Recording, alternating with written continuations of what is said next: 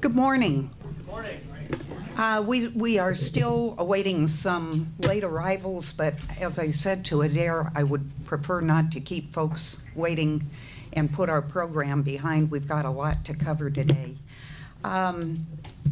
Welcome to Fort Belvoir. In spite of what in some places we call liquid sunshine, I think it's going to be a great day. On behalf of the Board of Directors of the Tom Lea Institute, it's my pleasure to welcome all of you to Fort Belvoir as we join in a discussion of the life collection of Tom Lea's World War II art. Before we get started, I need to recognize a few special folks. All of you are special, but we've got some particularly distinguished visitors today.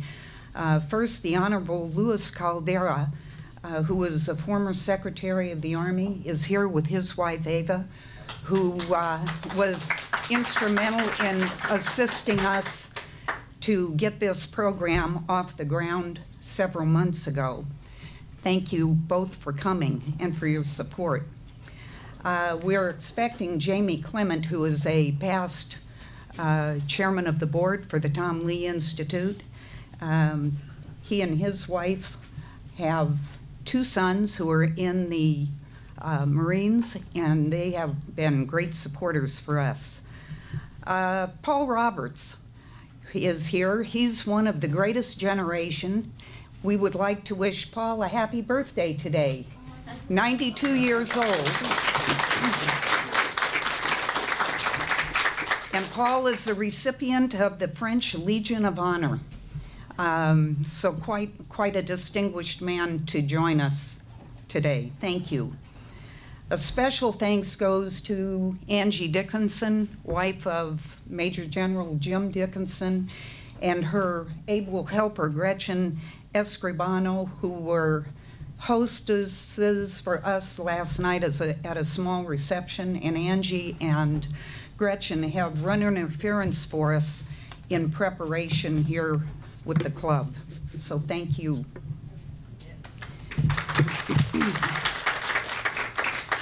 My name is Mickey Costello.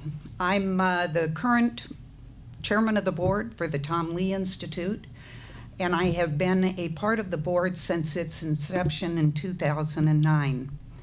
Many of you may not know that the Army has an extensive art collection, much of which is housed right here at Fort Belvoir in a state-of-the-art warehouse curated by Sarah Forgery of the U.S. Army Center for Military History. Among the many treasures are 82 of Tom Lea's paintings and drawings. Tom, an unassuming artist from El Paso, Texas, was hired by Life magazine in the early 40s as a war correspondent to document what was happening on the front lines and elsewhere in the war.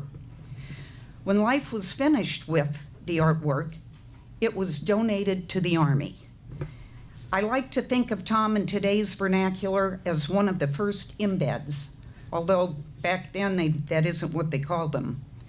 However, instead of a camera and a microphone, Tom used his gifts with paper and pencil, brushes and canvas to provide a first-hand report on his experiences.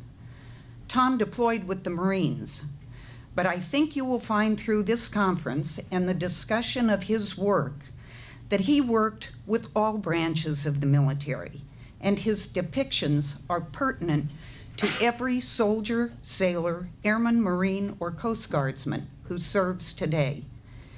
His work transcends any one branch of the Army. In addition to showing the horrors of war, he left us with detailed drawings of some of the leaders of the time, as well as quiet vignettes of places he served and common soldiers. These are not made-up pictures that he envisioned. These are records of what he saw and experienced firsthand. So as we go through today, I'd like for you to think about that. Where today we see everything on actual film, it was up to Tom and the embeds of his time to record what they saw artistically. The goal of the Tom Lea Institute is to perpetuate the legacy of this great American artist, who is generally not so well known. We do this at the Tom Lea Institute by maintaining a digital library of his work, which is an ongoing effort, doing publications and collaborating with organizations to introduce Tom and his incredible art to a growing number of people. We thank all of our sponsors listed on the front page of today's conference brochure for their support. There are many. And I would like to recognize Jamie Clement, who I mentioned before, and his lovely bride, Judy, brain cramp, who just came in. Please be sure to say hello to them when you have a chance. We have a terrific lineup of speakers waiting to share their experiences and thoughts with you today. And I did not mention before, but one of our most helpful collaborators in this endeavor today was General Creighton Abrams, retired U.S. Army. After being commissioned in the field artillery, he served 31 years in the U.S. Army, commanding at all levels in Korea, Vietnam, Germany, Southwest Asia, and Italy. He earned a bachelor's from Princeton University, a master's in English from the University of North Carolina, and a master's in military arts and science from the Command and General Staff College at Fort Leavenworth, Kansas. He's taught a variety of military and civilian courses at Fort Sill, Oklahoma, West Point, and Fort Leavenworth, Kansas. He served on the Army staff at the Pentagon and the NATO staff at Allied Forces Southern Europe. After retiring from the Army, he worked for General Dynamics in their land systems in Saudi Arabia.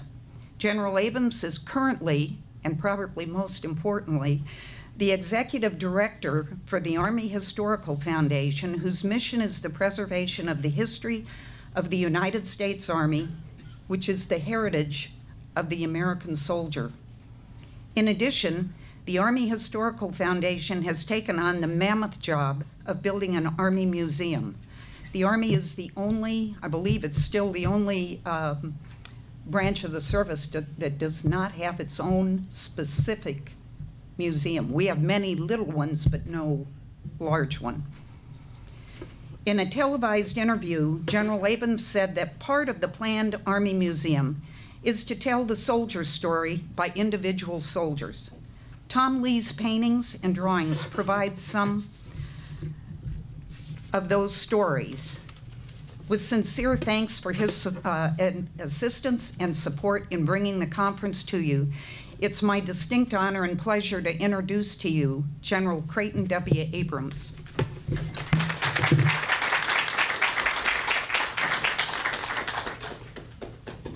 Well, I hope I got that all right. I ain't the guy to get the introduction, gang. I'm here really to introduce Sarah Forgy and the others. I thought I'd start out by holding this up. We do a calendar every year. The foundation does. Excuse me, could we ask you to go over by the microphone? I actually have a pretty loud voice because if you've noticed, I have hearing aids in both ears. Anyway, we do these calendars every year, and they are based on the Army art collection. And just as was just said, those paintings tell stories. I should be talking about the National Museum at this point, but I think this is a good day for ecumenism, not parochialism. And just as was stated, Tom Lea, his message was universal. He was a bona fide, no baloney civilian and a pretty darn good artist before that war ever started. And if you watched the Roosevelts last week, Tom Lea was indirectly mentioned when they talked about the WPA because that was one of the ways he earned a living during the Depression, was doing murals, some of which, probably all of which, were terrific. And so you take that sensibility and put him on a ship or an airplane or wherever and let him go all over this world, because it was indeed a world war, and you get some pretty great art.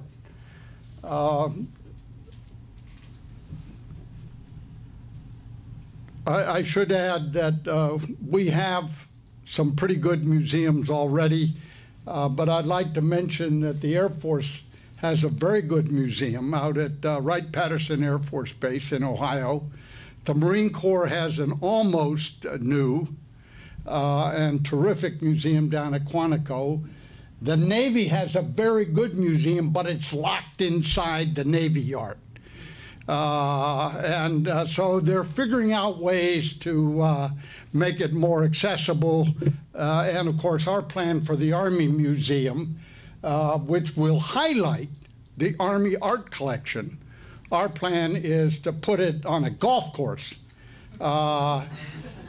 Because of course that's going to be publicly accessible, and you know, it's at 95% design, so we know exactly what it's going to look like and so on.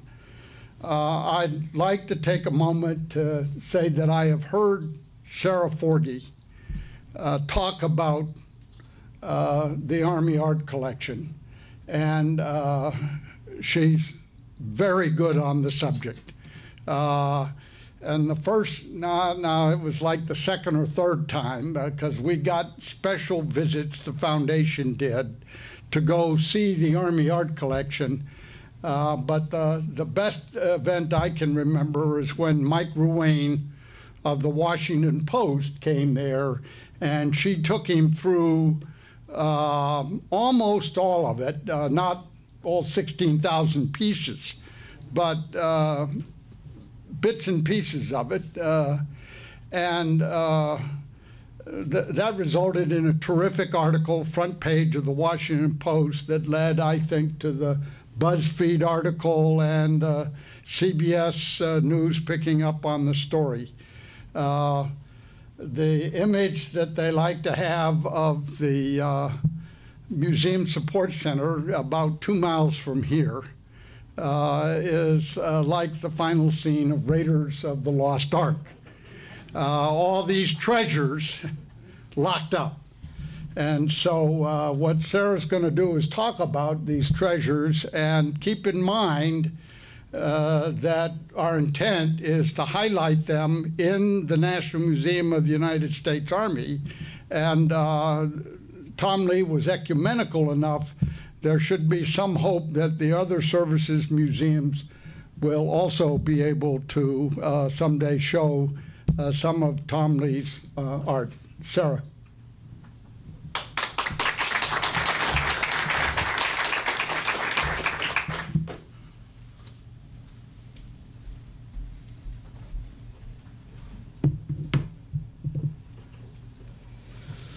Okay, thank you, General Abrams, for the introduction, and thank you, Adair, for having me here today. So welcome, everybody. It's good to see everybody. Good morning. So I'm here today to talk about the Army Art Collection, but first I want to take just a moment to give you a rundown of the Center of Military History for those of you who aren't familiar with us and our mission. We're a very small organization, less than 60 people, and we have the vast mission of documenting, preserving, recording, and interpreting the Army's history from the Revolutionary War to the present day. And we do that in a lot of ways. We write the history of the Army.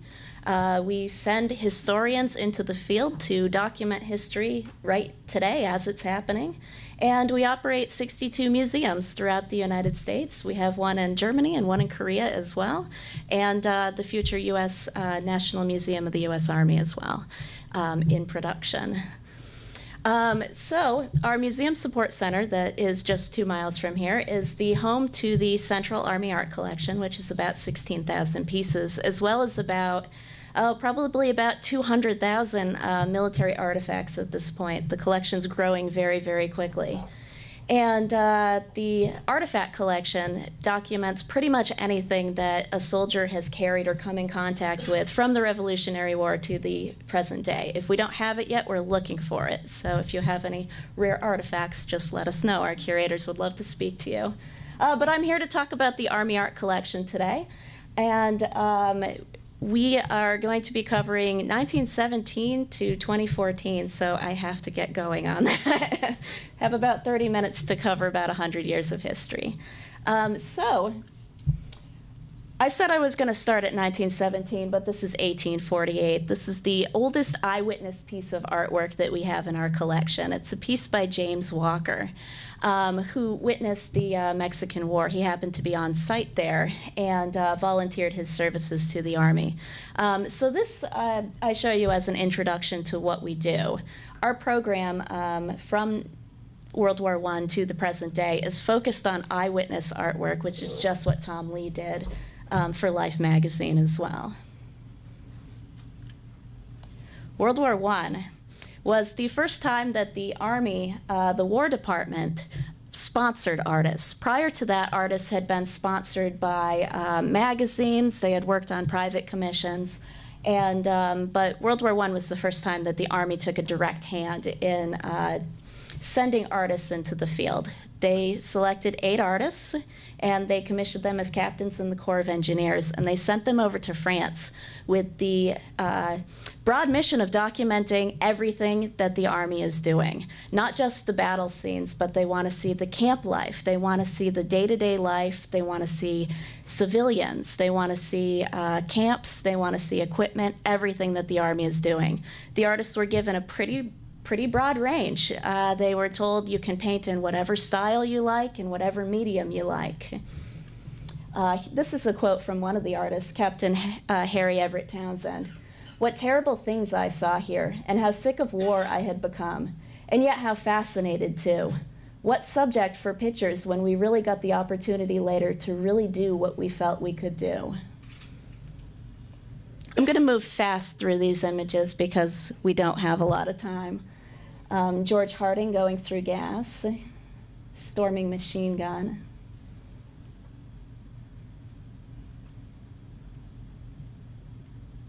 You'll notice that most of these are works on paper.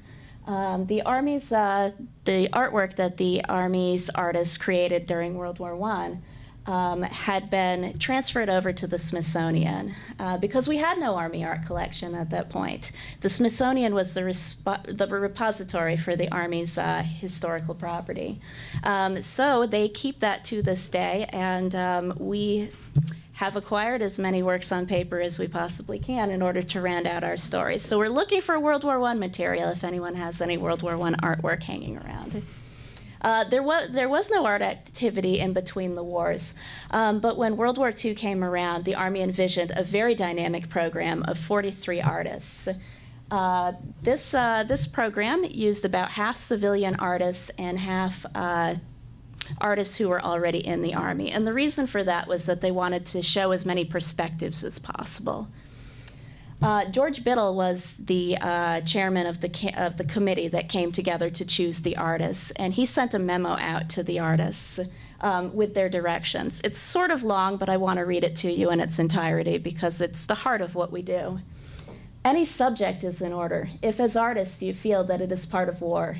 Battle scenes and the front line, battle landscapes, the dying and the dead, prisoners of war, field hospitals and base hospitals, wrecked habitations and bombing scenes, character sketches of our own troops, of prisoners, of the natives of the countries you visit, never official portraits, the tactical implements of war, embarkation and debarkation scenes, the nobility, courage, cowardice, cruelty, boredom of war. All this should form part of a well-rounded picture. Try to omit nothing. Express, if you can, realistically or symbolically, the essence and spirit of war. That gives me chills when I read that. So those artists were sent with those instructions out all over the world to document activities of the Army. And just 3 months into the program, after the artists had been deployed all over the place, Congress cut funding to a number of programs. The War Art Unit was one of them. So at that point, the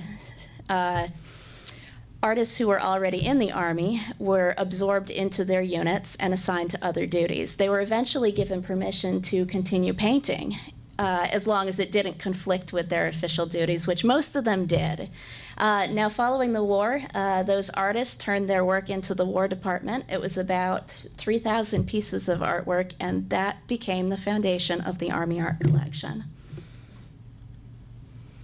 These are just a few examples here. This is one of my favorites, showing after 61 days at the front, I wonder what this guy looked like when on day one.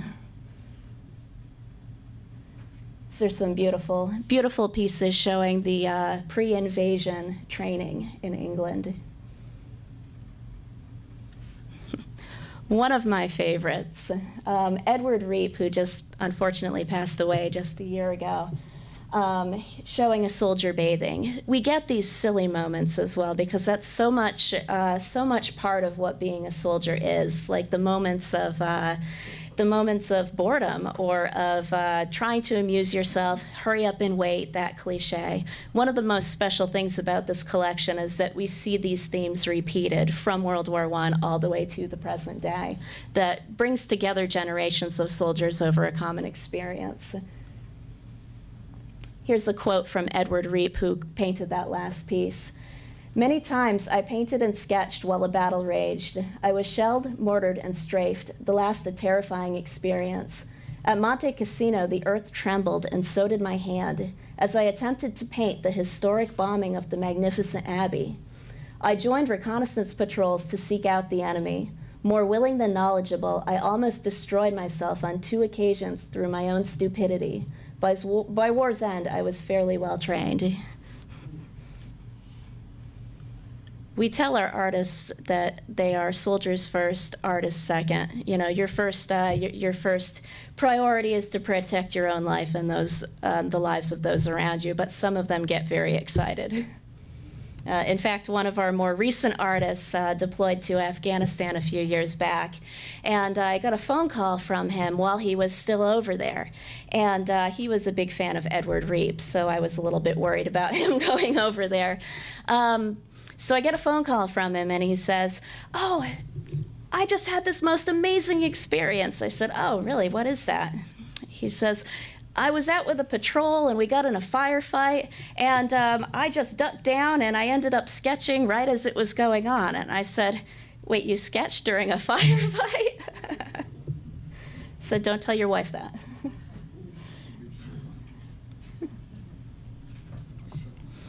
Now, what happened to the civilian artists who were part of that original 43 artists?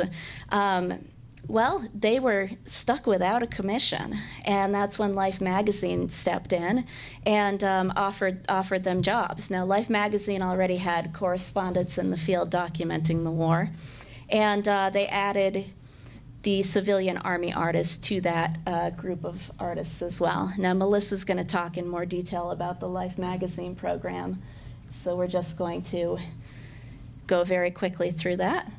Tom Lea, this is where he fits into our collection. Now, why do we have all this Marine Corps stuff? We're the Army. Well, Life magazine donated their collection to the DoD in 1960, and the DoD assigned the Army as the caretakers of the Life collection. We do cooperate with the other services when they want to borrow something. I joke quite a bit that we have special Marine Corps proof security on the Museum Support Center so we can protect our Peleliu images, but no, we do let them in, and we cooperate with them and loan them to tell their story as well, because it's all of our story. We're brothers and sisters. Floyd Davis painting the London Underground. One of my favorites is Bob Hope entertaining the troops.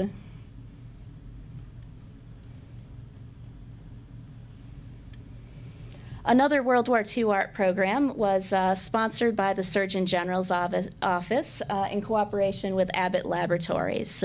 Now, they wanted to focus specifically on medical artwork, medical subject matter. So they chose some civilian artists and embedded them in with troops as well, specifically to document medical subject matter. One of the artists, Franklin Boggs, this is a quote from him, just talking about his working process.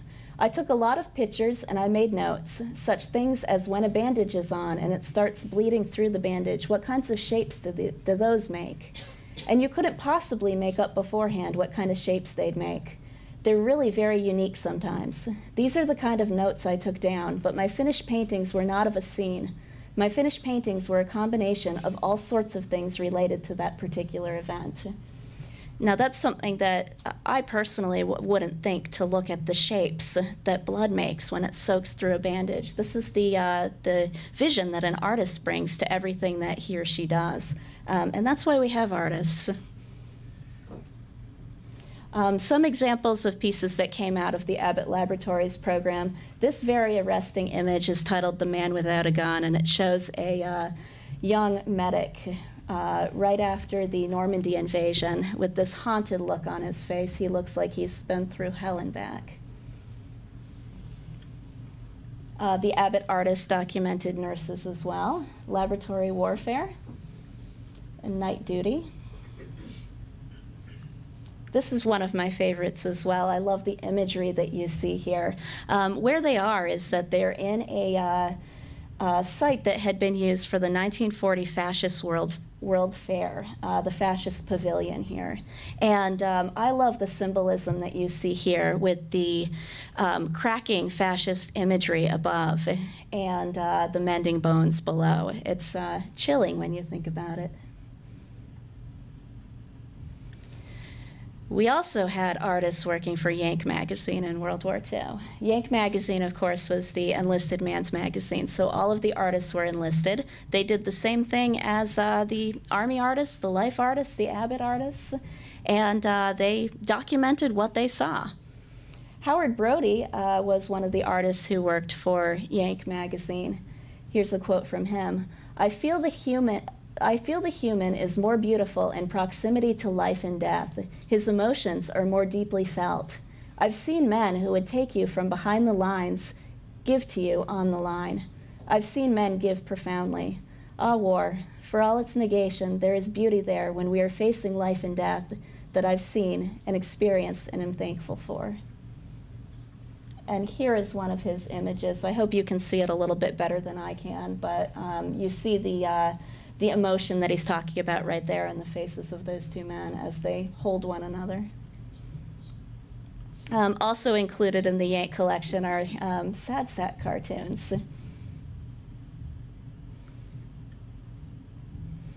Bill Keane was the author of the Family Circus cartoons, also worked for Yank magazine in World War II. And the caption there, I don't think you can read, I regret that I have but one wife to give for my country, as they're sending away the wax. And then we have a collection of poster art as well, including this very, very famous work by Norman Rockwell, Let's Give Him Enough and On Time. Now, I've told this story about 1,000,000 times with all the recent press coverage that we've had on the collection, but I'll tell it again here. The great thing about this piece is that we know the whole story behind it. And the Army provided the gun, the gunner, everything up to Norman Rockwell's studio. And when he arrived, Rockwell started talking to the gunner about, this is what I'd like to do. I want to show you firing the gun in the heat of battle. He says, okay, yeah, that sounds good. Rockwell says, okay, I want to rip your shirt. Yep, that's okay, sir. I want to pour blood on your face. I want to rub mud all over you. He says, yep, that's just fine, sir. He says, okay, I'm just going to smear a little bit of this mud on your gun. He says, absolutely not, sir. You're gonna portray my gun in gleaming order. So that's why the gun is clean. It is also the only Rockwell image in which you can't see the subject's face because he's meant to represent every man. Other poster art in our collection as well. Now, following World War II, the art program was basically disbanded. It continued until about 1947 or so as artists left the service and kept submitting their artwork. There was no program in the Korean War, unfortunately. There was an attempt to get one going, but it didn't take off. So the artwork that we have depicting the Korean War is done by either individuals who are working for magazines, or this particular individual was a civilian for the Department of the Army. So that's another hole in our collection if you have any eyewitness Korean artwork, Korean War artwork hanging around your house. In the Vietnam War, we had a very vibrant program as well. They organized this one a little bit differently than they did the World War II program. Instead of sending solo artists out all over the world, they organized them into teams. We had 9 teams of artists deployed to document the Vietnam War. And there were about 5 guys on each team. I say guys because they were all male at that point. And each team would travel through Vietnam for about 90 days, and they document however they saw fit. Some chose to take photos, some liked to sketch, talk to the soldiers, experience what's going on, however they needed to document it. And then they had 90 days in a studio in Hawaii to turn those impressions into paintings. The artwork that we have coming out of Vietnam, you can see, is very different stylistically from what we were looking at in World War II. It is a product of its time. You know, these artists are coming out of art school, or they're influenced by, if they're self-taught artists, they're influenced by the art of the period as well.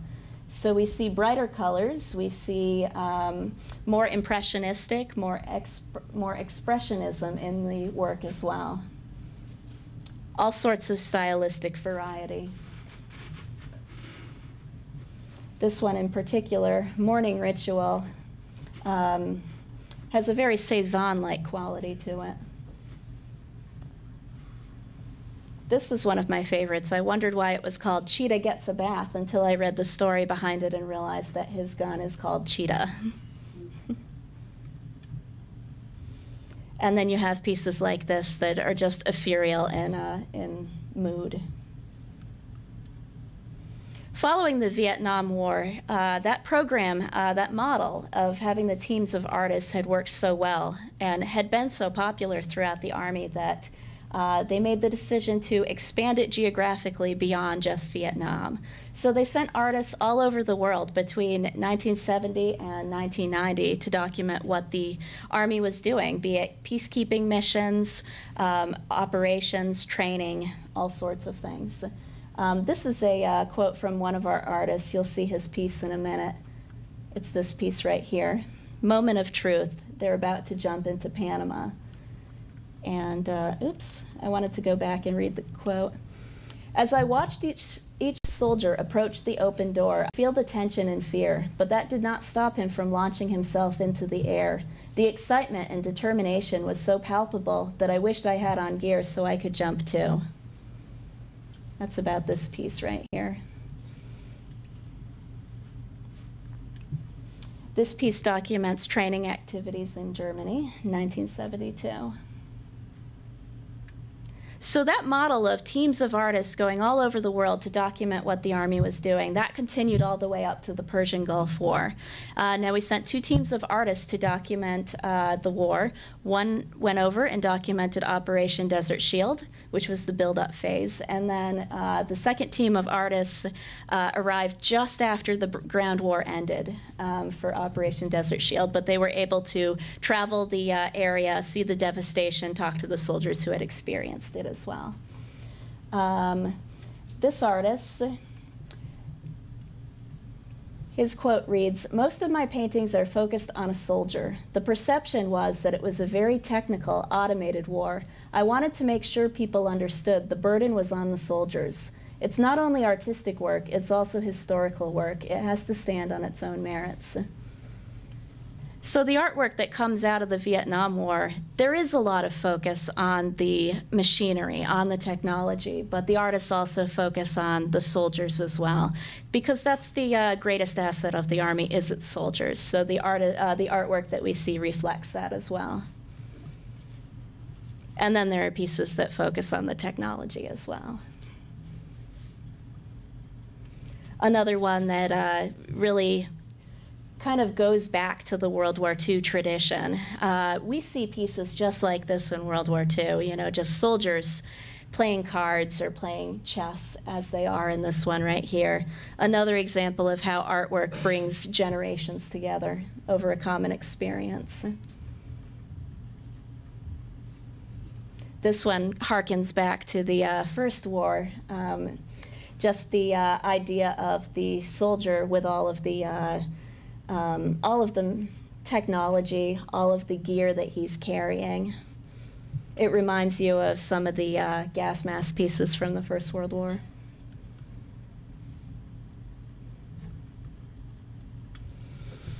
Now, those artists who documented the Persian Gulf War, their work was so popular that it caught the attention of the Chief of Staff of the Army at the time, General Gordon Sullivan. He attended an exhibit of the artist's work that was at the Old Guard Museum up at Fort Myer. And he met the artists, saw their work, talked to them, and he was so impressed that he suggested that we create an artist in residence position on our staff at the Center of Military History. So we started that in 1992, and the tradition continues up to this day. There's some pluses and some minuses about having one artist on staff at all times. The plus is that you have somebody who is in uniform, deployable. You can get that person out pretty quickly when something is going on. The negative is that instead of having teams of artists, we only have one.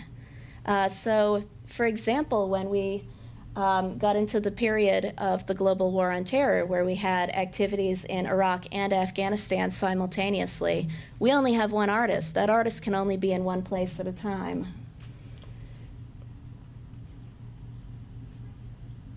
It can also be a very lonely existence for that artist as well. The position is a position for a senior NCO, and by that point in their career, they're used to working primarily around soldiers. So, to go into this position and to not have any soldiers to command, and maybe to not even see soldiers for months on a time, it can be very, very, very, very lonely for the artist who is in the position. Henrietta Snowden was our artist in residence at the time of the 9/11 attacks, and she went over on September 12th and documented this very, very chilling image of the Pentagon.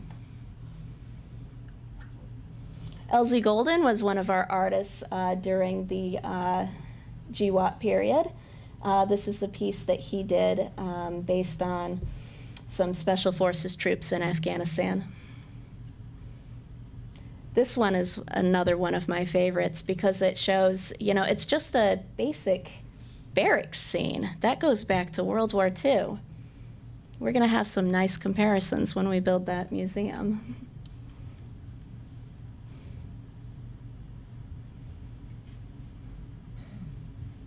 And these are some of the works by our most recent artists before the one that we have right now, showing Afghanistan from just a few years back. Is he the one who called you? Yes, he was the one who called, yeah. So nobody tell his wife that he was sketching during a firefight.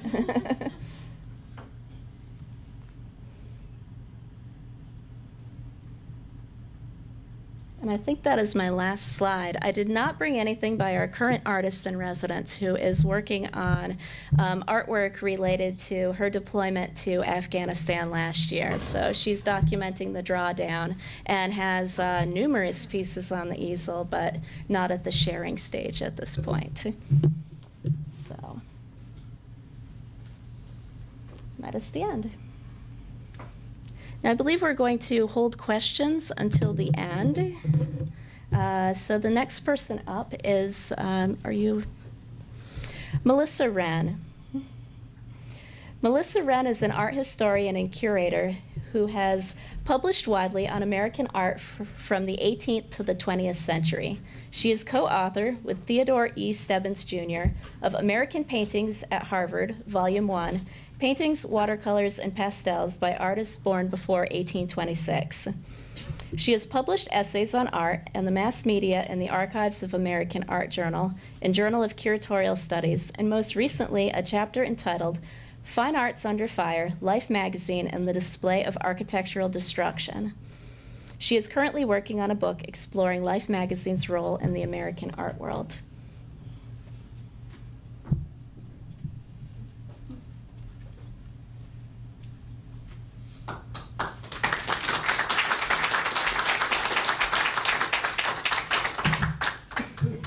Thank you. Thank you, Sarah, for that introduction. And I'll give Arturo a minute to open up the slides.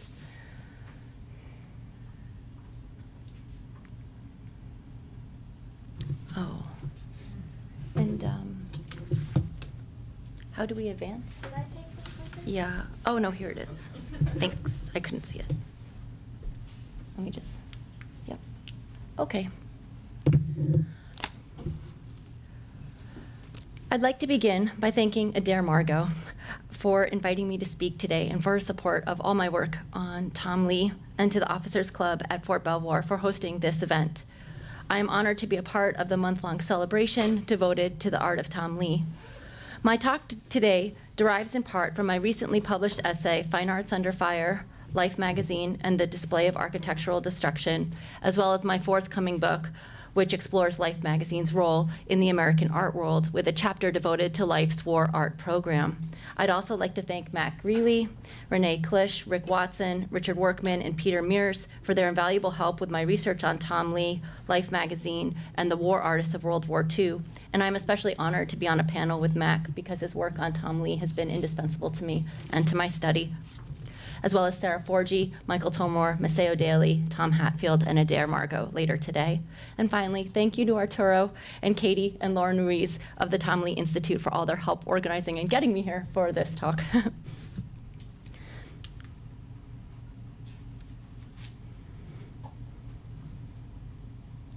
When most people think of Life magazine, the first thing that likely comes to mind is photojournalism. Maybe some of you think of documentary photographer Margaret Burke White's cover of the Fort Peck Dam from Life's inaugural issue of 1936, or Robert Capa's famous photograph of a fallen soldier, or Life's extensive coverage of World War II, including photographs of D-Day, or such iconic photographs as Alfred Eisenstadt's image of a nurse swooning in sailor's arms. Or maybe what comes to mind are Life's many covers featuring members of the Kennedy family, celebrities like Marilyn Monroe, or Life's photographs of the moon landing in 1969. What may not initially come to mind is art and architecture.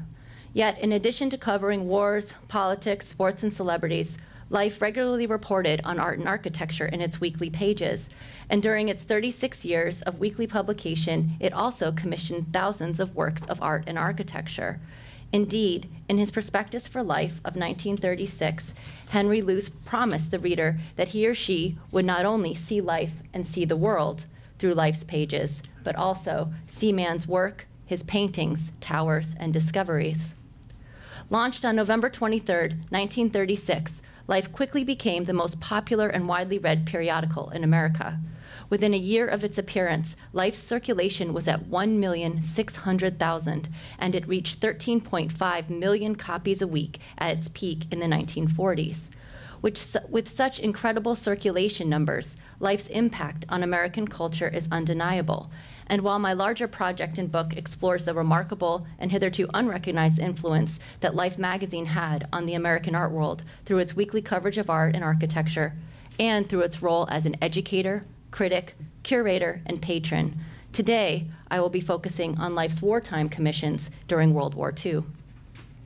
In part modeled on the magazines and illustrated newspapers of the 19th century that commissioned artists to paint and draw the battlefields and home fronts, Life's war art program was its largest patronage project. Through this program, Life sent 29 artists including Tom Lea, all over the world, from the Aleutians to Ascension Island, to record and paint all aspects of war, from aerial raids on Hamburg to skirmishes at sea.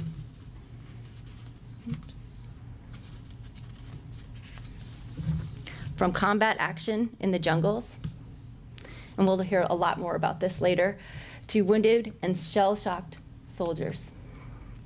Life's artist correspondence, not unlike their American forerunner, Winslow Homer, who worked as a correspondent illustrator for Harper's Weekly during the Civil War, also painted soldiers both at play and at rest, in between action, as seen in these watercolors by Life war artist Paul Sample, or these paintings of Soldiers at Work by Tom Lea. Covering the war was central to Life's mission. From its inaugural issue, Life positioned itself on the front lines. Indeed, Henry Robinson Luce promised that Life's readers would, quote, eyewitness great events. Early on, Life's editors and staff members recognized the need for both written and visual documentation of World War II in its pages, and from the beginning, they envisioned both photographic and painted images of the war as part of their weekly picture stories. On September 1st, 1939, the same day that Hitler invaded Poland, Time circulation director Pierpont Prentice wrote a memo to Life managing editor John Shaw Billings, quote, "It is 80 years since the Civil War, but everybody still remembers the Civil War drawings in Harper's and Leslie Weekly. It is 25 years since the World War, but everybody still remembers the war drawings in the Illustrated London Weeklies, and I sincerely hope that we are not so set in our devotion to the camera that we won't put a first-class staff of illustrators to work right away drawing the war news." Billings and the other editors, especially Life editor Daniel Longwell, must have concurred with Prentice's point. Not long after, in early 1941, Life commissioned 7 painters to depict national defense preparations for a planned special defense issue in Life. Longwell, along with associate editor Edward K. Thompson and editorial associate John Field, went to Washington with their plans and set up inspection tours with the Army Public Relations Office. After approval, Life sent Tom Lea to Fort Sam Houston to paint portraits, Peter Hurd to Elliott Field to portray Marines at machine gun practice, Barth Miller to Fort Ord to depict a mess hall, Paul Sample to illustrate a Detroit shell factory, Aaron Borod to record Army amusements in Georgia, and Henry Billings to cover the USS North Carolina as it was constructing the Brooklyn Navy Yard, and Fletcher Martin to show social activities at Camp Shelby. The resulting issue featured more pages in color than were ever before printed in a single issue of Life, and was one of Life's largest art-related features to date. That same year, just prior to the bombing of Pearl Harbor, Longwell wanted to cover events in the North Atlantic, and since he couldn't get a photographer into Argentia in Newfoundland to paint the USS Prairie, which at that time was doing almost secret convoy duty, Longwell persuaded the Navy to allow one of Life's war artists, Tom Lea, aboard the destroyer. Lea became Life's first official war artist correspondent, and according to Longwell, that started the program. Thus, one reason for commissioning paintings during wartime stemmed from necessity. While Life, especially during the first years of World War II, could not send photographers to certain places due to wartime restrictions,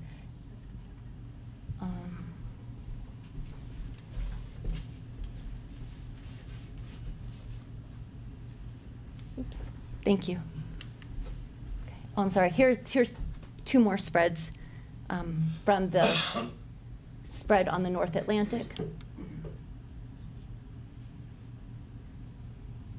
This is the defense spread. They were able to send painters who, in the opinion of editors, quote, could omit censorable material from his canvas and still produce an effective picture, which a photographer could not do. Navy Admiral Hepburn, who had permitted Tom Lea to paint aboard his ship, also commented on the camera's limitations during wartime and the necessity for artists to document war also in paint. He said, "The modern camera, in spite of its great scope and versatility, has definite limitations, particularly during night actions, in foul weather, or for battles which take place over wide expanses of sea and sky. These phases of warfare, however, may be depicted by an artist who can not only capture the dramatic intensity of an action and put it on canvas, but also, by proper use of his skill, can make scenes and activity more vivid and poignant, stressing and integrating essential elements and omitting unimportant details.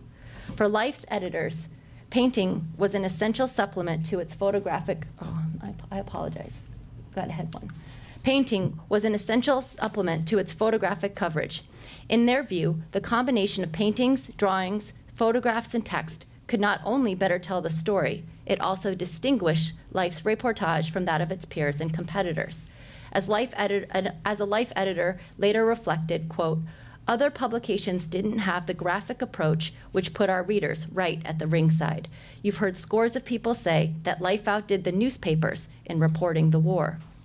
Life's success in sending artists to cover war did not go unnoticed, and in November of 1942, Lieutenant General Breton Somerville issued a directive requesting that the Chief of Engineers for the U.S. Army form a group of artists to paint the war. Early in 1943, Assistant Secretary of War John McCloy organized the War Department Art Advisory Committee with artist George Biddle, who we had the great quote earlier from Sarah, as chairman, and David Finley, Reeves Lubenthal, Henry Varnum Poor, Edward Rowan, and John Steinbeck as members of that committee. This decision to start such a program was likely influenced by Life's success, and in a memo to Luce, Daniel Longwell expressed concern about what would happen to Life's war artists now that the government wanted to send artists to war. And this is a long passage, but it's a really great letter that Longwell wrote to Luce. He wrote, "On research, I discovered today that a directive from the Secretary of War has set up a committee consisting of Henry Varnum Poor, David Finley, George Biddle, and Ed Rowan to carry out a project of sending civilian artists out as war correspondents. This is exactly the scheme that we have been following for the past 2 years, and I strongly suspect that a very vigorous agent here in New York, Reeves Lubenthal of the American Artists Association, has taken our scheme and sold it to the War Department. I am not certain of that fact, but it looks suspiciously like it in that Lubenthal is the agent in charge of rounding up the artists." He goes on and on. "I suspect he has swiped the good idea we are carrying out, sold somebody in the War Department on it, and now we have a spectacle of the War Department with unlimited funds competing against private industry. And indeed, in the case of Fletcher Martin, we have them competing for personnel." Longwell feared the next step would be the elimination of Life's opportunity to send artists to cover the war, as the government would be employing artists for a similar task. But his fears were short-lived, as was the government's war art program. By the spring of 1942, the War Department Art Advisory Committee had been officially formed with 42 artists hired as part of the Army art program. And by the summer of 1943, Congress had failed to appropriate funds for a continuation of the program. In June of that year, the House of Representatives was already critiquing the Army's budget, and while only $125,000 out of a $71.5 billion budget was slated for the art program, it was still challenged as to whether the program should be funded. While some congressmen supported the proposal, including A. Willis Robertson of Virginia, who argued that the camera could not substitute for the painter's personal apprehension of the war, reasoning, quote, "We can take photographs of what happens in Europe. It takes the vision and artistic skill of the artist to bring the inspiration which only an artist can put down on canvas." The war art program was still strongly opposed by Democratic Congressman Joe Starnes of Alabama, who wrote off the project as a, quote, "piece of foolishness." In the end, the war program was cut, and in June 1943, when the $71 billion war bill was passed, 43 artists lost their jobs. Life magazine came to the rescue. As soon as Daniel Longwell heard the news, he immediately went to see Assistant Secretary John McCloy and offered to employ all of the civilian artists that had formerly been working for the War Department as part of Life's war art program.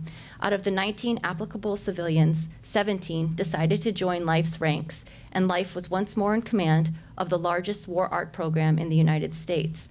And with renewed vigor, Life sent its artists to every corner of the world, from England to Africa to Japan to Iran.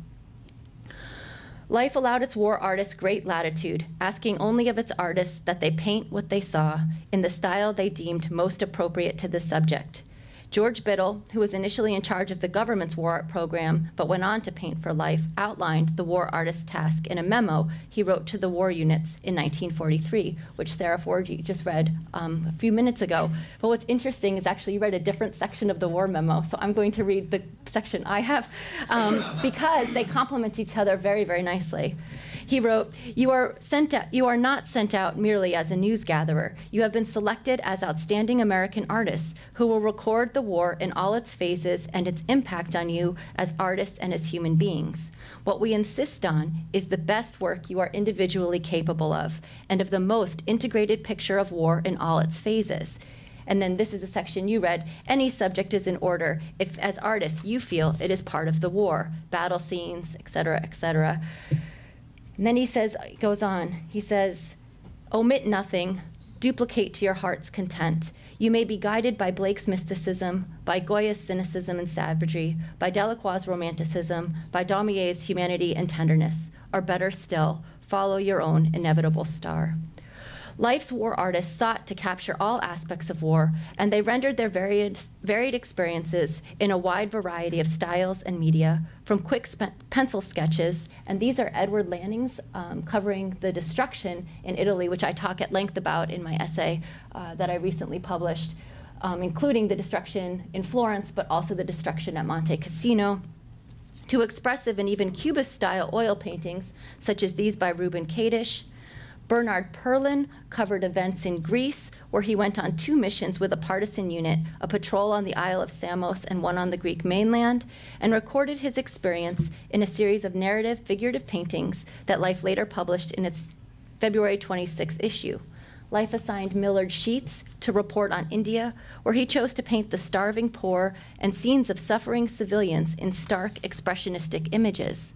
Life war artist David Friedenthal accompanied a Marine unit on a night attack on a Japanese-occupied island in the South Pacific that resulted in a powerful series of black and white drawings depicting the serious assault in which 11 out of 16 boats were sunk and their occupants were killed in 30 minutes. Later that year, Friedenthal went to Yugoslavia to cover Tito's partisans, and he was the first to depict the Russian army in Yugoslavia at a time when neither Allied reporters nor photographers were allowed access to the Russian front. Thus, war artists could record with their pencil, brush, or pen what the photographer could not capture with a camera due to both technical and environmental limitations, as well as security and military restrictions. Artists could also add in details that they would not have been able to photograph at the time because of safety issues or physical or visual obstructions. Paintings, unlike photographs, could also represent the events of war in a continuous narrative within one picture.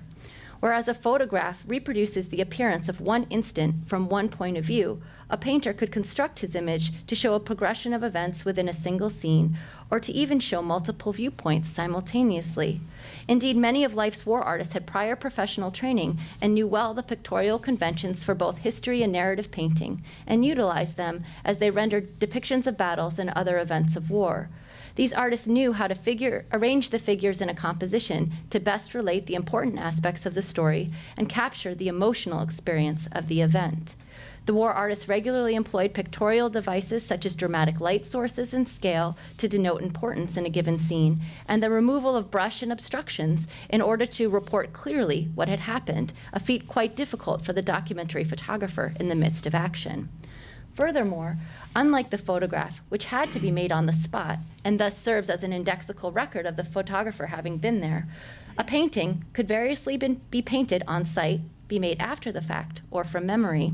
A painting could even conjecture what might happen. This allowed artists to capture events that may have otherwise been impossible to do at the moment the action occurred. In fact, due to the dangerous environments in which many of the Life war artists found themselves, most kept lengthy journals and sketchbooks to record both their thoughts and what they saw so that they could paint from memory when on safer ground, often in their studios. And this is just one example that actually Life reproduced the sketchbooks. These are the sketchbooks of Aaron Bowrod and Byron Thomas as they hitchhiked from England to France to then cover what was going on in Normandy. But there are wonderful sketchbooks by Tom Lea that are in the collection at the Harry Ransom Center that also have many of his sketches for the paintings that become very well known. We'll talk about later at Peleliu and other places.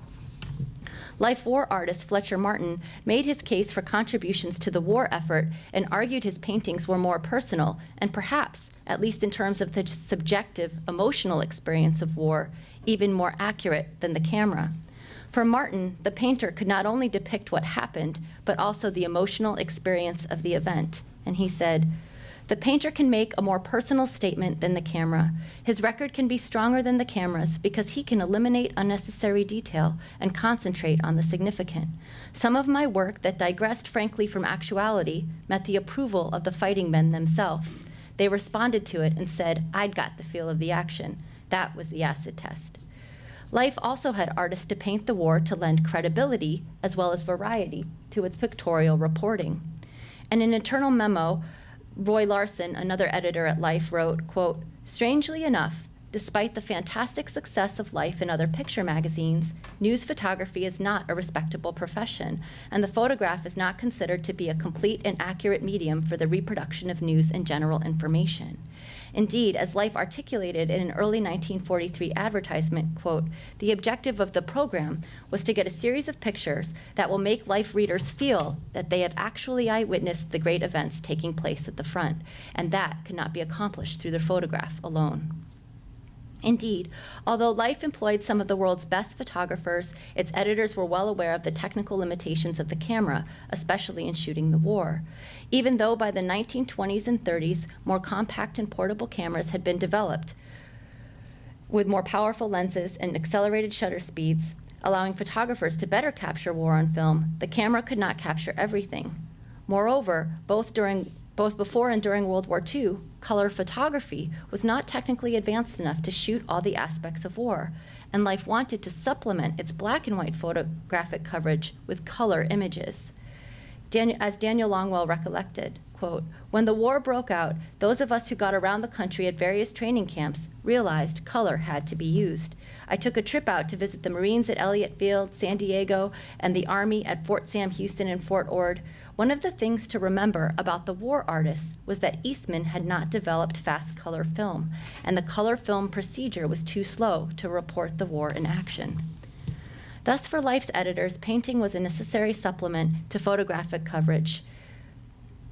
As Alan Grover recounted in a letter to Henry Luce, and here he was speaking about Tom Lea's paintings, The Sinking of the Wasp in 1943, that the painter could capture aspects of the event not possible with the camera, and though the photograph was a, quote, "kind of instant truth," it could be supplemented, quote, "by that distilled, considered truth which only artists can put into a picture."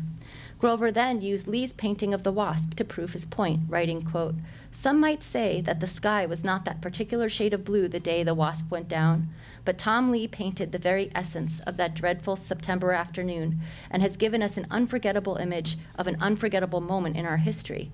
It cannot be fairly said that a photograph would do the same thing." The paintings that resulted from Life's patronage were regularly published during the war in Life's pages. Tom Lea's paintings of his experience recording the events at Peleliu produced powerful reactions in Life's readers, particularly his 2,000-yard stare and The Price, which we'll hear more about later today. While some readers admired Life for printing such brutal realism, others were appalled at the, quote, "violence and gore of the pictures." And this is just a sample of the many letters to the editors that Life received based on these spreads. War artists Aaron Bowrod and Byron Thomas also experienced some of the most violent action of the war, though they were initially sent by Life to paint London, and that's Aaron Bowrod actually on the cover of Life, to paint London and the surrounding areas in wartime. In 1944, 6 days after the Normandy invasion, as I mentioned earlier, they hitchhiked their way from England across France and arrived at Omaha Beach, and Life reproduced their sketchbook in their 1944 issue. And when one compares it with Robert Capa's powerful photographs of D-Day that were published in Life in 1945, it really shows how different media offered varied views of the war. For Life, the combination of paintings, drawings, photographs, and text could better tell the story. As Longwell would later recollect, although we covered the war with our camera better than any other illustrated magazine had ever covered the war, it was our painters who added the extra 10% that made the show truly notable. Life's war artists not only painted battles abroad, but also war preparations at home. And this is another example. This is Byron Thomas' painting of a ruined cathedral in England, which I also discuss in my essay at greater length. Edward Lanning painted the Santa Fe Railroad in wartime for Life in 1942, and artist Julian Binford painted the busy port of New York Harbor during the war. Life also employed women artists, including Edna Reindel, who was only one of 2 women to paint for Life's war art program, to depict war preparations on the home front, painting women welding and riveting airplanes at the Lockheed Aircraft Plant in California. Life highlighted the work of the war artists not only as part of its regular war reporting, it also created special war art issues which brought the art from the fronts from around the world together. Life also celebrated these commissions through a series of exhibitions that it organized beginning in 1942, which traveled across the United States, and I'd like to close with a look at a few of these exhibitions. In 1942, Life magazine organized its own exhibition in connection with the war entitled Art Competition for Men of the Armed Forces. This exhibition was the first comprehensive show to showcase the work of the artists in the Army, Navy, Air Corps, Marine Corps, and Coast Guard, relating exclusively to scenes and events connected with the artist's experience while on active duty. Life announced the competition in its March 2nd, 1942 issue and outlined its objective to, quote, seek out artists in uniforms and scenes that only they can recreate from the depths of an experience totally foreign to most of us, to record and preserve these scenes for all time as part of America's cultural heritage. Open to all military personnel, Life's competition only had one condition, quote, that the subject matter must relate to scenes and events connected with the artist's experience while on active duty with the armed forces. The competition offered $1,000 total in purchase awards, and the entries poured in. From over 1,500 works submitted, the jury, which consisted of the editors of Life, John Bauer of the Brooklyn Museum, Juliana Force and Lloyd Goodrich of the Whitney, Dorothy Miller of the Museum of Modern Art, and Herman Williams of the Met, selected approximately 120 works. The prize winners, as well as a few of the additional works, were also published in color in Life's special July 4th, 1942 issue. The awards went to servicemen who had prior artistic training. Former Yale School of Fine Arts student, Private Robert Burns, painting troop movements, which is shown here, won first prize, and Sergeant Bob Major's depiction of a practice landing over snow-capped mountains won second place. Colorado-based muralist Private Edward Chavez, scene of covered wagons winding across Wyoming, received third place. The works resulting from the competition also traveled the country in an exhibition of the same name. The art exhibition by men of the armed forces opened at the National Gallery of Art in Washington, D.C. on July 5th. Extremely popular, given both the exhibition's timeliness and also its promotion in Life's pages, over 2,000 people attended in the first 2 hours of the opening day of the exhibition at the National Gallery. It then traveled the nation under the auspices of the American Federation of Arts. In 1943, Life organized another exhibition related to war, this time highlighting the works it had commissioned from its own war artist correspondence. And this is its Life War Art exhibition, which opened also at the National Gallery in 1943, also bringing record numbers. After the National Gallery, it traveled to the Metropolitan Museum of Art, where 26,733 people attended the show, and that's based on Met attendance records from that exhibit. The exhibition displayed 122 paintings and watercolors, prints, and drawings that were made in the United States battle zones by 9 of Life's war artists, and these are 2 pages from the War Art Exhibition catalog. Henry Billings, Aaron Borod, Floyd Davis, Peter Hurd, Edward Landing, Tom Lea, Fletcher Martin, Bars Miller, and Paul Sample.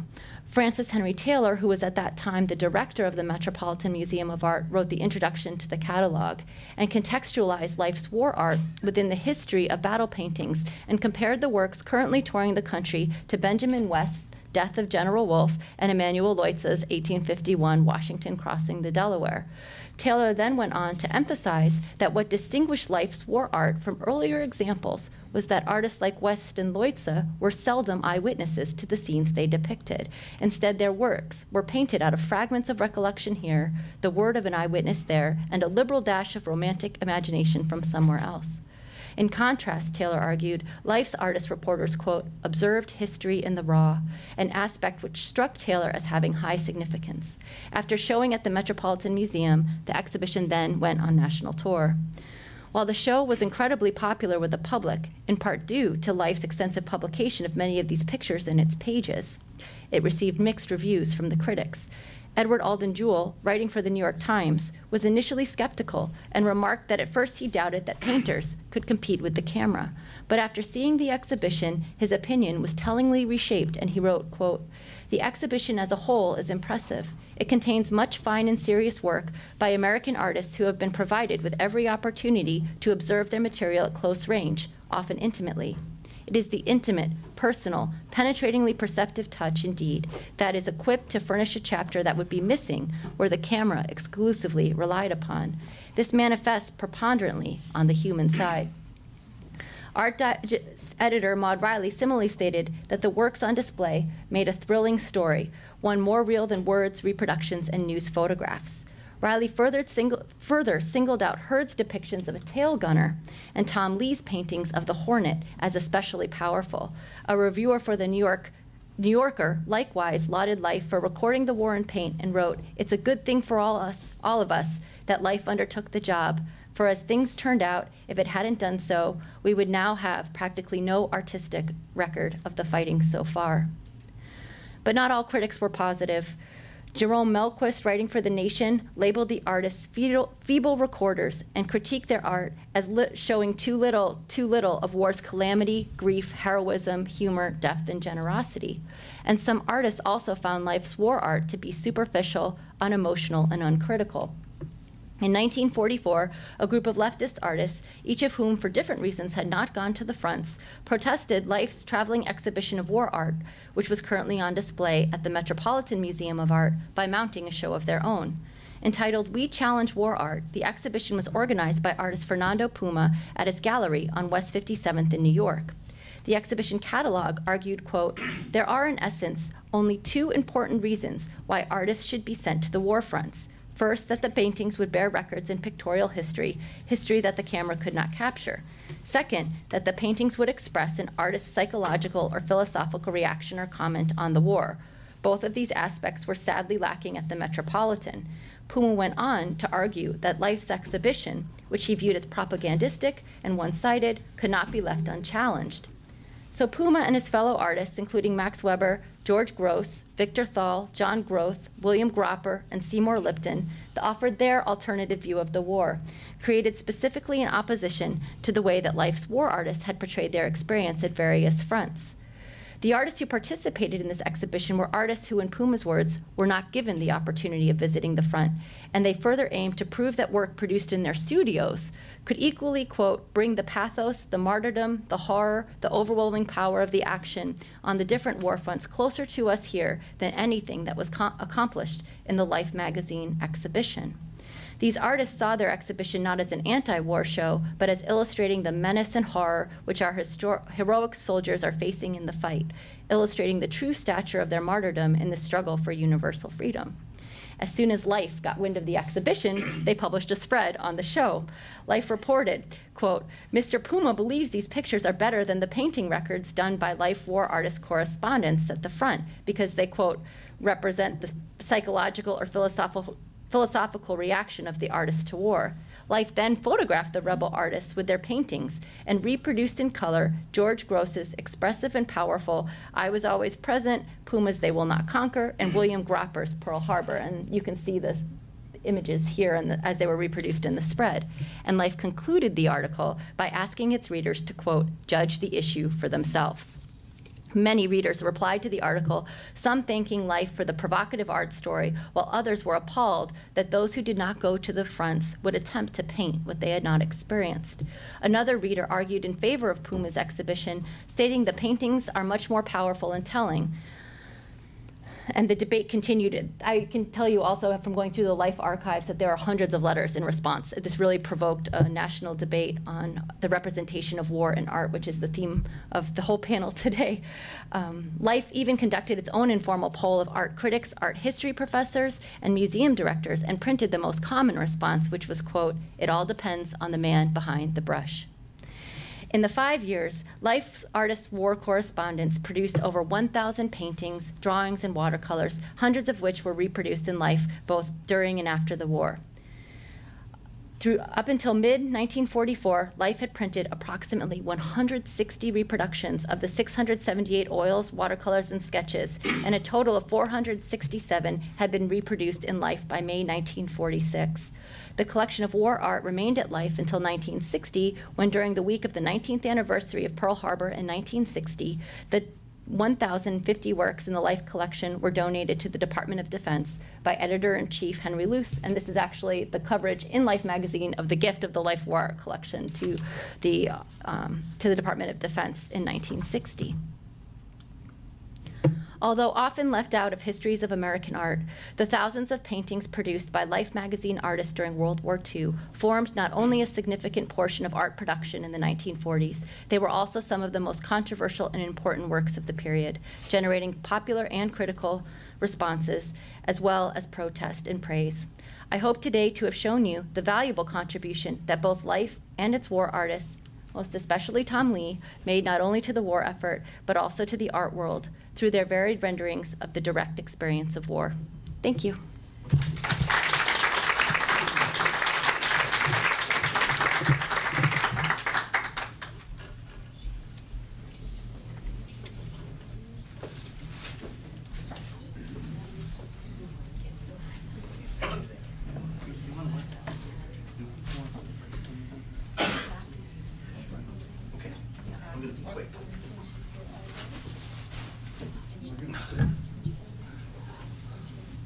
I'll be quick. By way of introduction, I have a little qualification in art, and I'm beholden to Sarah and Melissa for providing the expertise.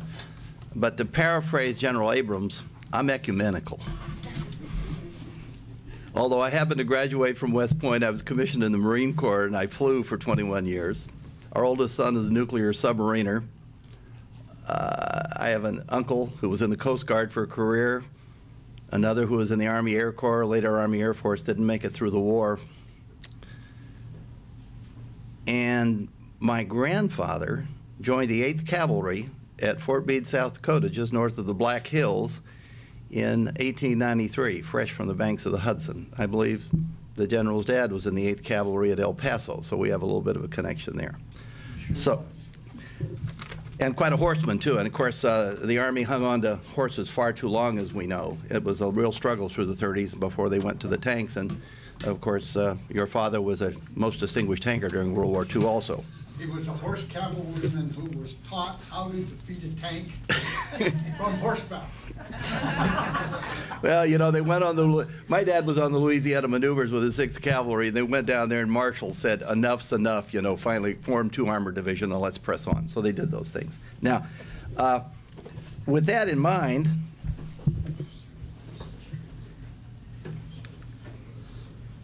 that was the first thing Tom did for Life, Longwell. And as far as Tom was concerned, Longwell was Life magazine.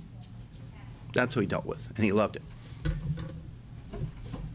This is a trooper named Butler from the 8th Cavalry at Fort Bliss, Texas, and he trotted across the boondocks, as Tom said, and I sketched him.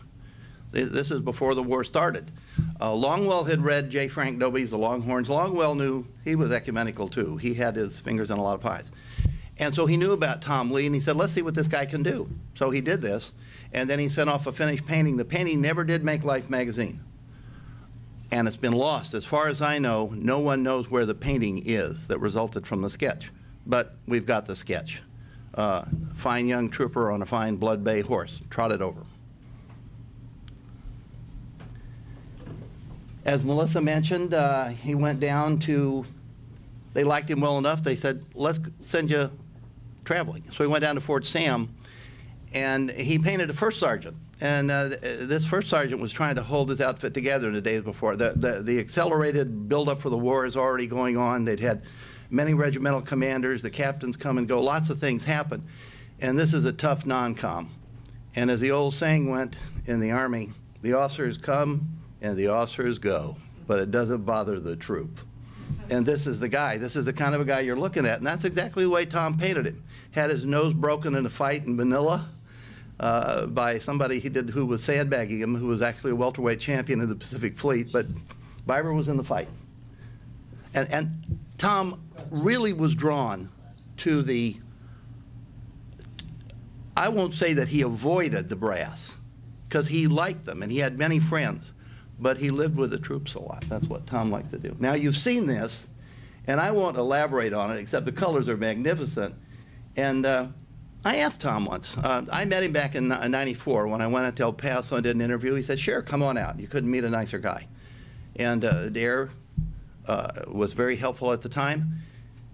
And I asked him, thinking, well, I don't know much, but let me pretend that I know something about art. And I said, you know, you grew up in the desert. What's it like going up north? And what's the light like up there?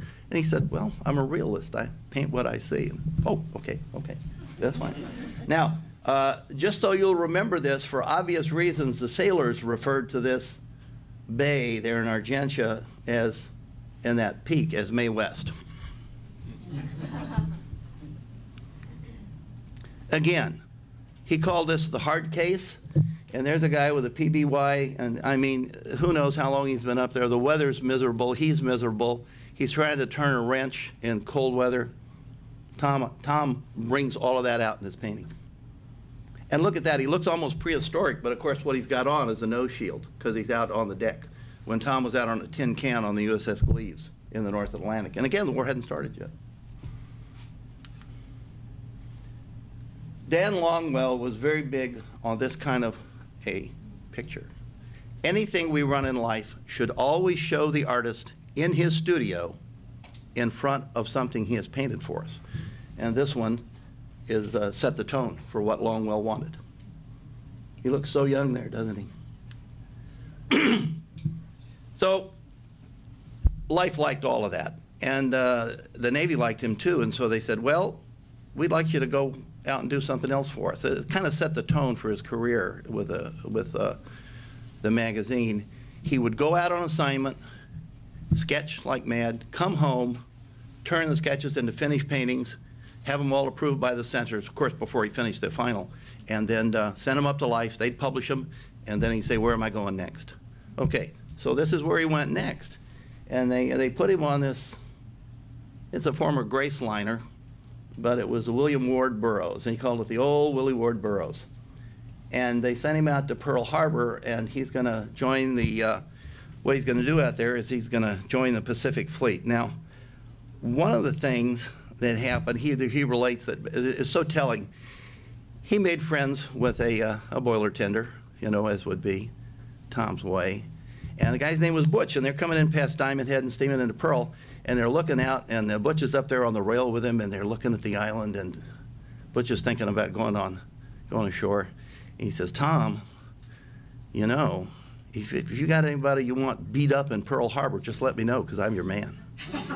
So that was Butch's idea of pulling a good liberty in Pearl Harbor, was to go get in a fight. He also, when he went ashore, he met John Hersey, who of course later won a Pulitzer Prize for Belfordano, and he went out on the ship with Hersey, we'll see, but he met a guy named Bill Chickering, who's going to pop up later and have a very significant effect on Tom's career. Okay, dramatic, yes. I'll never forget the way she looked, he said, when he went out with John Hersey in the motor whaleboat to join the Hornet. She was an anchor, she was anchored in the stream, but he painted her at sea in all her glory. He was on many ships, he was on many places, but this is the one that held a special place in his heart. I was very lucky. Later in my career, I have a few traps on the second Hornet. The first one's under a lot of water. The second one is sitting out in Alameda now. When he joined, they assigned him, that's John Hersey on the right. He and John went out to the Hornet. In the middle is Oscar Dodson, a communications officer. You'd say now he's an escort officer or something like that, but very much, much more informal then. Oscar was a buddy, a friend. He didn't follow him around the ship. They could go anywhere they wanted, do anything they wanted. They had a general quarters station assigned, but that's as far as they went. They had free run anywhere they wanted to go.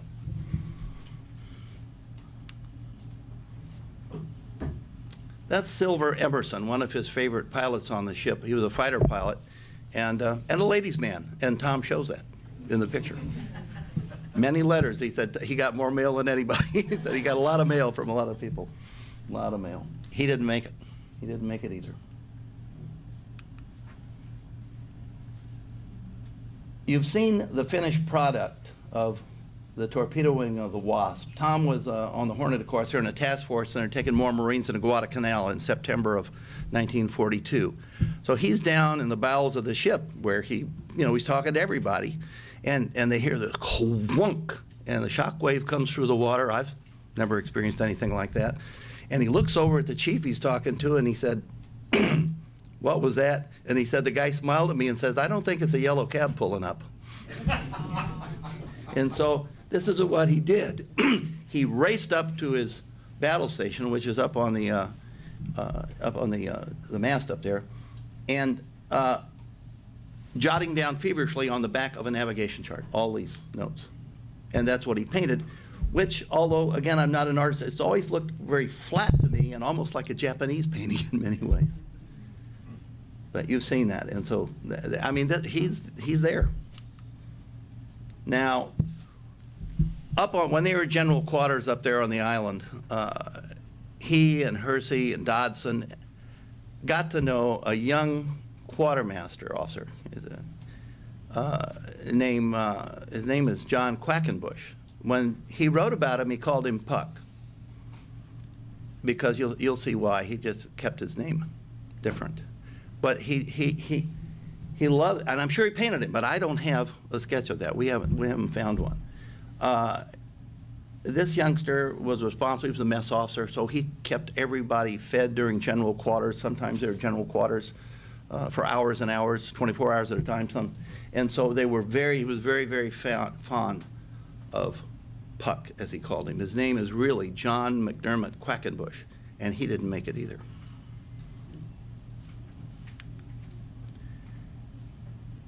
And that's why he didn't make it, because Tom left the ship 5 days before all this happened. So he didn't see it. And this is one of the few things that he's painted where he's not an eyewitness. He painted this from a description.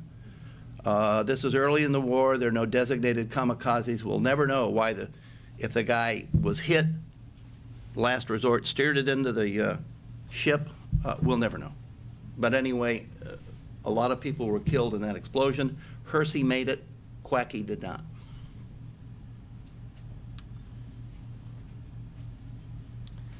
He got home, and they're saying, "Well, where are you going to go now?"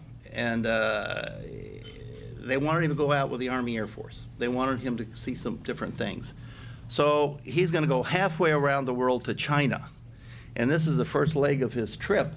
He's up in Frobisher Bay up there in Labrador, and that's, of course, him on the left and a guy on the right named Fish Hassel. He said, who used to roll him out of bed with a glass of rye whiskey in the morning. And Tom was not averse to having a drink from time to time, so that was fine with him. Hassel had been a great aviation pioneer in the Arctic.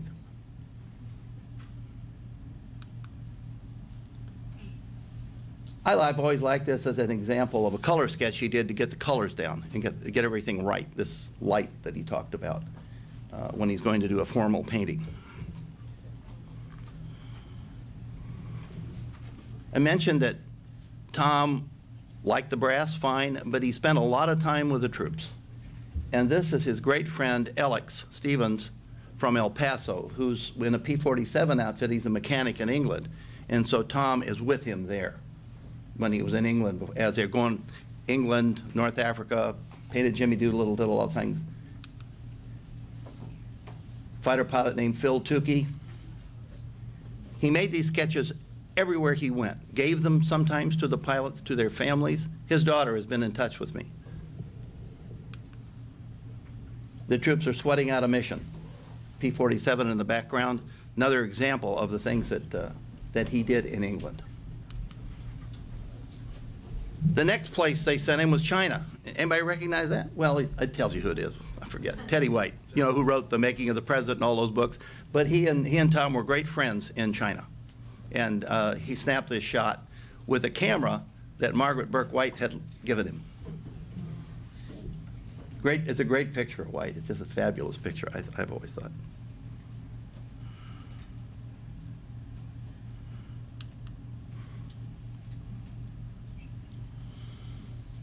Those are the karst mountains there near Kuilin in China. He was entranced by China and the brushwork, you know, calligraphy. He was so good. I mean, he's left-handed, and I mean, it's just beyond belief what he did. He called that the best face he saw in the war. And Hersey said, you know, somebody said he looks like he's been hanging it out the cockpit in the wind to get weather like that. And Tom said, yeah, he's looking for a fight with somebody probably. But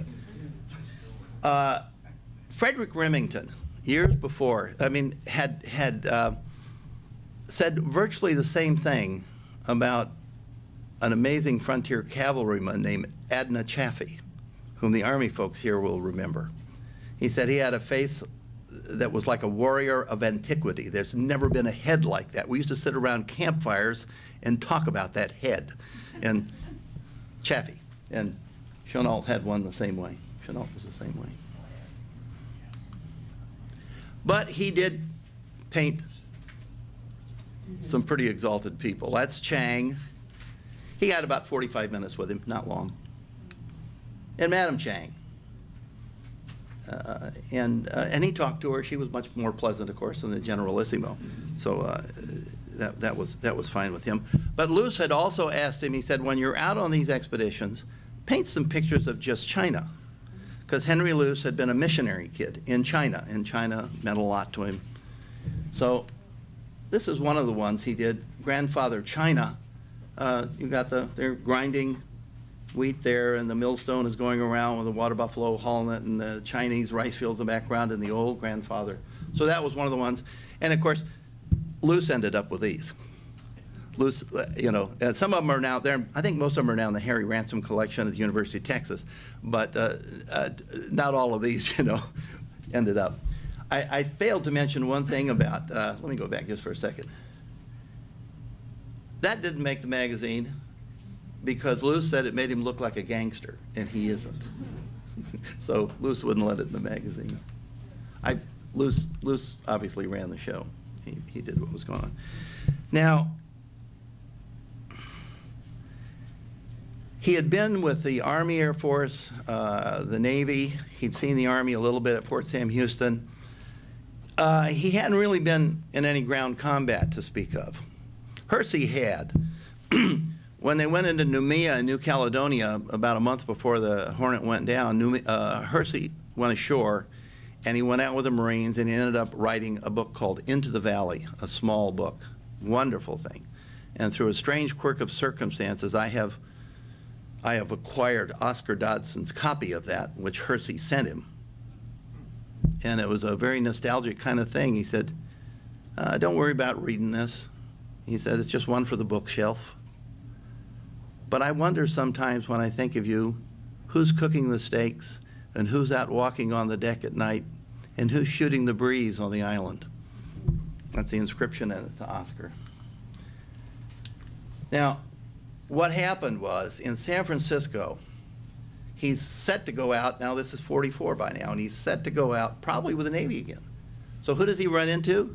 Chickering, who's a life correspondent, Time life correspondent, that he met first when he first met John Hersey in Hawaii in 1942. And so Chickering kind of leaned on him a little bit because, you know, things are happening and they're getting ready for the invasion of Japan. They see a lot of things coming. Chickering says, hey, you know, you've been on flat tops eating good chow and all this stuff. Why don't you go out with the guys that really fight? Or words to that effect. So this is a question I will always regret never having asked Tom. What went through your mind? What made you change your mind? Because that's exactly what he did. When he got to Hawaii, he said, I want to go out with the Marines. And that's how we ended up going to Peleliu, which Adair and Dr. Hatfield are going to be talking about later today. But, you know, but I wonder, was it just a chance remark? Because Chickering was going out. Now, Adair is going to talk about this particular picture later, and so is Tom. But of course, it was a tragedy. There were many things that could have been avoided in the Pacific, and as you'll hear, this is one of them. but the sick bay where this terrible loss is taken there, and the campaign went on for several months. It was a god-awful campaign that didn't have to happen. Now, I happened to be down at the Air War College one time when a Marine general named Fred Haynes was giving a talk. He'd been a captain on Iwo Jima, and that was another island they talked about. Did we really have to go to Iwo? Well, he got a standing ovation from a huge auditorium full of officers going to school down there when he said, I don't know if we had to, but we saved about 6,000 B-29 crews who, rather than ditching, landed on Iwo on the way back. It's controversial, too. So that was always the question. Can you bypass the garrison and let it wither on the vine? And Tom's going to be talking about all that. There was an old expression, an old saw about Admiral Ernest King, who was running the Navy. They said, he's so tough he shaves with a blowtorch. Right. Well, this struck me because I was sitting in Tom's studio, and I looked over there and I saw the K-bar, the famous knife that the Marines made, one of the Marines made famous. I said, well, I don't know about Ernie King and the blowtorch, but I can tell you for sure that Tom Lee sharpens his drawing pencils with the K-bar he carried on Peleliu. And Cynthia Farah took that picture, a wonderful evocation of Tom. I mean, these things meant so much to him. I just wanted to show you a youngster who fought on Peleliu, and Tom will also mention him. I got to know him later in life. He had fought through Peleliu at this point and Okinawa. For those of you who saw the Pacific, it just didn't work. You know, are you familiar with that show Tom Hanks and Spielberg did, The Pacific? You know, Band of Brothers about that outfit in the 101st Airborne is fabulous. Most people think it's one of the great ones ever done. But this one didn't work. Now, the guy who played, the actor who played, for those of you who may remember, Eugene Sledge, whom I always call Dr. Sledge, by the way. He says, you know, he'd be on the phone, I'd call him, and he'd say, well, you know, Mac, I got this guy calling me from New York, and he said, hello, Gene, how are you? He says, I don't know this guy from Adams Off Ox, and he's calling me Gene. Now, I could have called him Gene, but I always called him Dr. Sledge, because he taught. He got his PhD and taught. Joey Mazzello, who played the little boy in Jurassic Park, played Sledge. And I thought he was really quite good as Sledge. So there were moments in it, but it just didn't bring it out. It didn't bring out. You know, but Tom's going to be talking a lot about that. It's a haunting picture. It always has been for me. And this is what got his friend Bill Chickering. Because in the invasion of the Philippines, this is the USS New Mexico taking a hit, and Chickering was killed. The fellow that had said, why don't you go out with the grunts, didn't make it home. He painted him, and apparently his wife could only live with a picture for so long, and she gave it to the Harry Ransom Institute, is the story that I have. So Tom came home. He was waiting to go into Japan, but they couldn't get the right clearance. He'd had a lot of trouble in London 2 years before, and he says, I'm not going without the right clearances. This is a hell of a mess. His friend John Hersey, you know, they're waiting for the invasion, and then they drop the bomb, then it's all over. And they still didn't have everything set. And of course, Hersey goes in and writes that fabulous book called Hiroshima. But there was Tom. So he painted this, as Adair knows so well, and as he recorded, getting the war out of his mind. It took him several years to finish. Dotting everything. Victor Calzada from the El Paso Times took this picture when, on the occasion of George Bush, when he was nominated in 2000, mentioning him at the Republican convention in Philadelphia. By a strange quirk of circumstances, I happened to be there and hear him say it. You know, he said, he was talking about mourning in America, and what Tom said was, he said, I'll quote my old friend Tom Lea, who said, the place to live is on the morning side of the mountains when you see the day that is coming, not the day that is gone. Doesn't have anything to do with politics at all. It was Tom Lee's outlook on life. So all those years, you know, from the first sergeant down there in Fort Sam Houston, who'd been a bar fighter and just trying to take care of the troops and train some green second lieutenants, to the Hornet and all those hours on the signal bridge with Hersey and Quacky and Oscar Dodson, drinking rye whiskey with Fish Hassel up in Frobisher Bay. Phil Tukey, he painted Jimmy Doolittle. We didn't have that in here. All of these things went into, they went into making a record of the war that I think is unparalleled. He painted the Generalissimo. He painted Chiang Kai-shek and Madame Chiang. He'd met the president. He met Roosevelt. But what meant more to him than any of that was an invitation on an old tin can in the North Atlantic back in '42 when the chiefs asked him to come down and have dinner in their mess.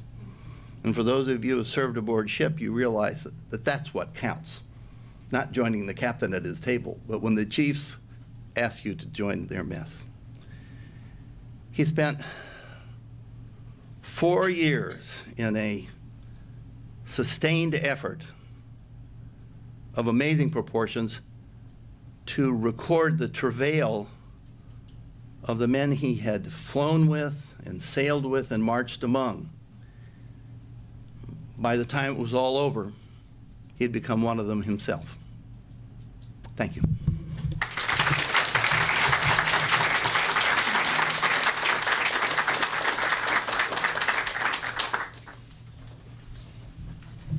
That has been an incredible presentation this morning. I think maybe we should have questions. Would you like to have questions now, or would you like to take a break first before we go into the next break? Okay.